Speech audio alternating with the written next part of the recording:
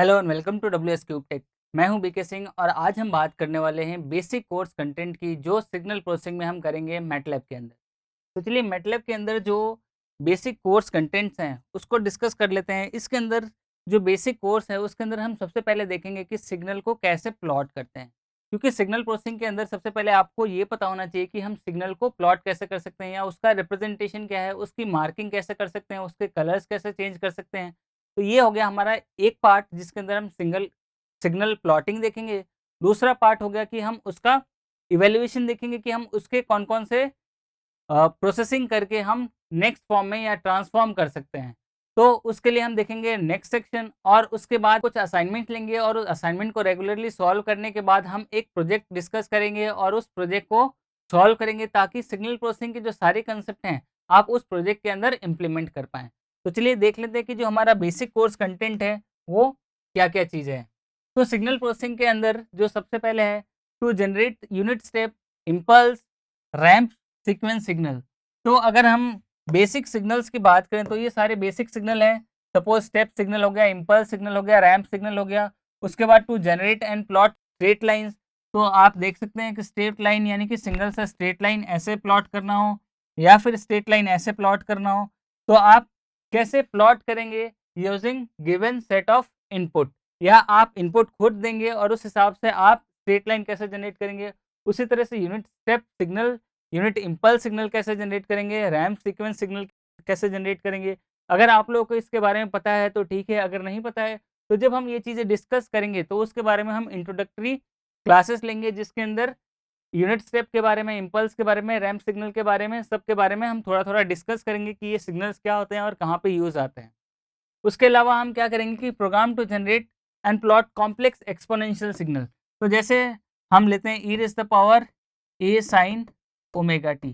तो ये हमारे पास क्या है कि ये एक्सपोनेंशियल सिग्नल है, उसके अंदर ए मैग्नीट्यूड है हमारे पास और ये ओमेगा फ्रीक्वेंसी है और हमारे पास साइनसोइडल सिग्नल है जो एक्सपोनेंट के ऊपर है। तो इस टाइप के सिग्नल को हम क्या बोलते हैं?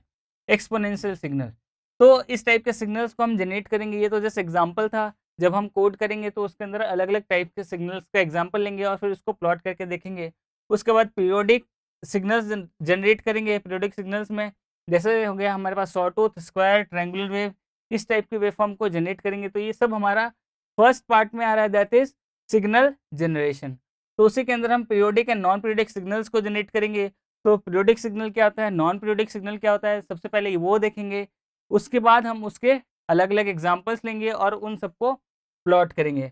उसके बाद exponential decaying as well as increasing signals, उसको भी प्लॉट करेंगे। जैसे अगर नेगेटिव साइन लगा दूँ तो एक्सपोनेंशियली डिकेइंग हो गया और यहाँ पे प्लस साइन लगा दूँ तो एक्सपोनेंशियली ग्रोइंग सिग्नल हो गया। इस टाइप के सिग्नल्स को हम प्लॉट करके देखेंगे। उसके अलावा हम देखेंगे कि कंबाइनिंग ऑफ डिफरेंट सिग्नल्स, यानी कि अगर 2 सिग्नल अलग-अलग टाइप के हों, सपोज़ एक हमारे पास स्ट्रेट लाइन हो और एक हमारे पास साइनसॉइडल वेव हो, अगर इन दोनों को प्लस करेंगे तो हमारे पास फाइनली जो आएगा वो किस टाइप का वेवफॉर्म आ रहा है। तो ये कहाँ काम आता है, जब हम प्रोग्रामिंग करते हैं सिग्नल प्रोसेसिंग की, तो उसके अंदर अगर मुझे 2 सिग्नल का रिस्पॉन्स यानी 2 सिग्नल मिक्स कर रहे हैं तो मिक्सिंग पे क्या इफ़ेक्ट आएगा।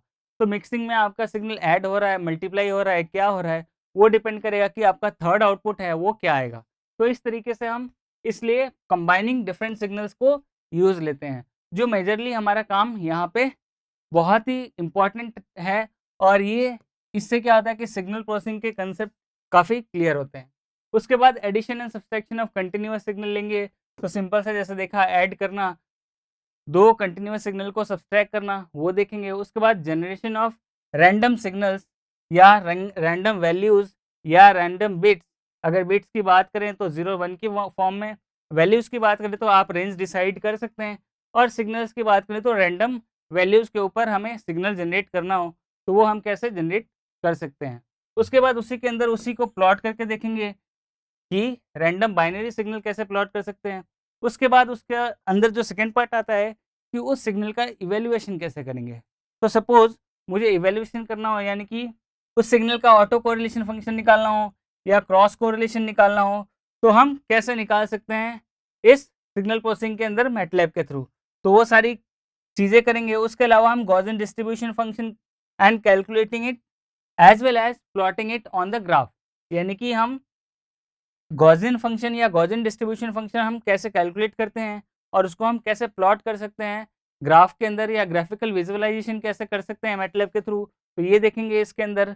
उसके अलावा जो हम चीज़ें देखने वाले हैं उसके अंदर linear convolution of given sequence, अगर मेरे पास x1 दिया हो, एक एरे दिया हो या मैट्रिक्स दिया हो, दोनों के ऊपर हम कन्वोल्यूशन अप्लाई कर सकते हैं। तो यहाँ पे x1 के अंदर वैल्यू हो, x2 के अंदर वैल्यू हो, तो दोनों का अगर कन्वोल्यूशन करते हैं तो हमारे पास x1 इंटू x2 आएगा, वो हमारे पास x3 आएगा। तो x3 is convolution of x1 and x2। तो ये हम देखेंगे सिग्नल प्रोसेसिंग के अंदर। उसके अलावा हम देखेंगे कि जो एम्पलीट्यूड मॉड्यूलेटेड सिस्टम है या एम्पलीट्यूड मॉड्यूलेटेड सिग्नल है, उसको हम उस सिग्नल को जनरेट कैसे करते हैं। तो इसके लिए आपको सिग्नल प्रोसेसिंग यानी एनालॉग कम्युनिकेशन के अंदर जो एम्पलीट्यूड मॉड्यूलेशन है उसका एक्सप्रेशन पता होना चाहिए। उस एक्सप्रेशन से हम क्या कर सकते हैं, हम एम वेव या एम्पलीट्यूड मॉड्यूलेटेड सिग्नल जनरेट कर सकते हैं। उसी तरीके से फ्रीक्वेंसी मॉड्यूलेटेड सिग्नल भी हम जनरेट कर सकते हैं, जिसको हम बोलते हैं एफएम, जो रेडियो ट्रांसमिशन में यूज़ आता है।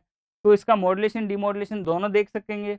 और जब आपको एक्सप्रेशन पता हो कि हमारे पास फाइनली मॉड्यूलेटेड सिग्नल कैसे आएगा और उसका वेवफॉर्म क्या होता है, वो हम क्या कर सकते हैं, इसके अंदर इम्प्लीमेंट कर सकते हैं। तो इसको हम इम्प्लीमेंट करेंगे और चेक करेंगे कि हमारा एम्पलीट्यूड और फ्रीक्वेंसी मॉड्यूलेटेड सिस्टम कैसा आ रहा है।